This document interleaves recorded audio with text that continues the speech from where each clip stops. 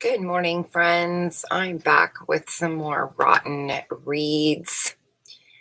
This one is called Mythbusting the ADD Meds and Psychosis Claims. This is from April 23rd of 2019. Should just take us 4 minutes. We'll see. It's from Unhealth Collective Wisdom, Coping with ADD.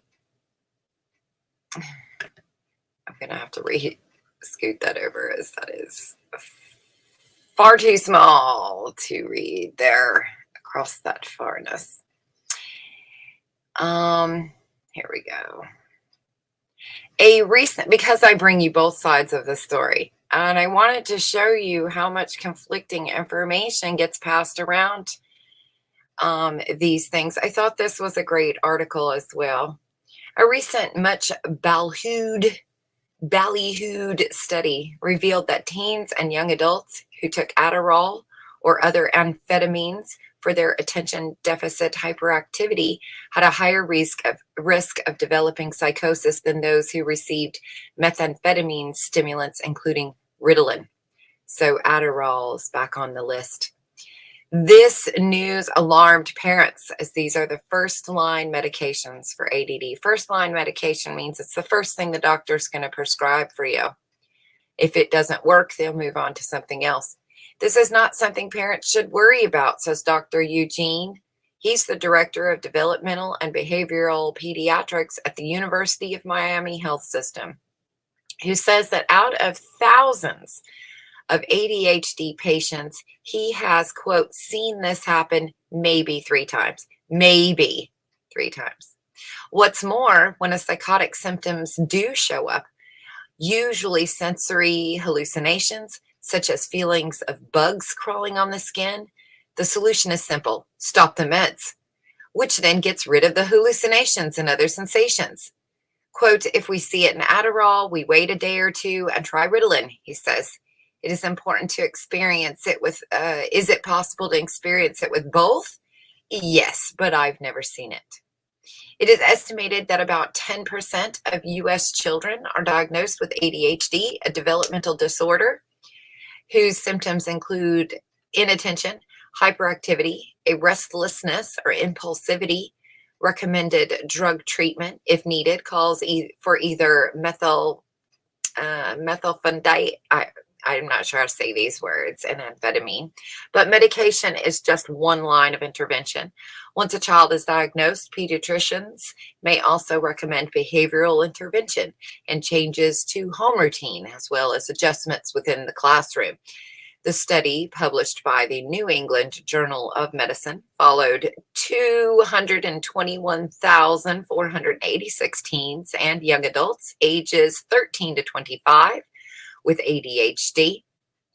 All had been prescribed a stimulant, half of them amphetamines, the other half methylphenidates. 1 out of every 660 had a psychotic episode. I don't know, but 1 out of 660 is a high number. You figure how many kids are in a school, and half of those kids are on one of these medications. If just one kid has a psychotic episode and shoots up the place, we've got a problem. Of those, the amphetamine group was twice as likely as those with the methyl to suffer an episode. It's surprising, but not, it's interesting, but not surprising, he says. We've been aware of this for some time. Yes, I know, since at least, 1950 something. In fact, since 2007, the manufacturers, thank God they're here, have added warning labels explaining the stimulants can cause, quote, treatment emergent psychotic or manic symptoms in patients with no prior history. One study comparing the 2 drugs is not enough information to decide a course of action for a patient, particularly because the study was based on national databases of insurance claims and not conducted through randomized controlled clinical trials, which is the gold standard of science research. What's more, it did not look at the family history of psychosis. First of all, The fact that they can get information from our insurance claims should tell you that they have access to your insurance claims. So they're gathering doctor information due to what your insurance is claiming, what you're going to the doctor for. And another thing that I don't like is the use of a gold standard. Controlled trials. Controlled trials means that we are taking kids and using them as guinea pigs. Kids that are between the ages of 13 and 25. That is scary. They are the guinea pigs, and that's considered the gold standard. It's not enough information to favor one drug over the other. The risk is still low in both. And you can keep reading this. I've included the link in the description. If you want to hear more articles like this, I do a majority of this stuff over at Rotten Shorts, where I'm also recording this, so it will be on that channel as well. I do a lot more medical type research or research in the lines of things that may not always be acceptable. So you can go over there, Rotten Shorts, and check out some of my other reads, my other rotten reads and research. What are your thoughts?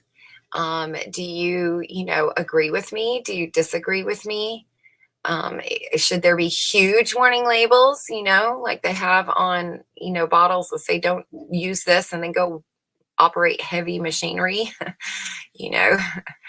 Are these big warnings to parents? I mean, what's in your home that could potentially, also be added to?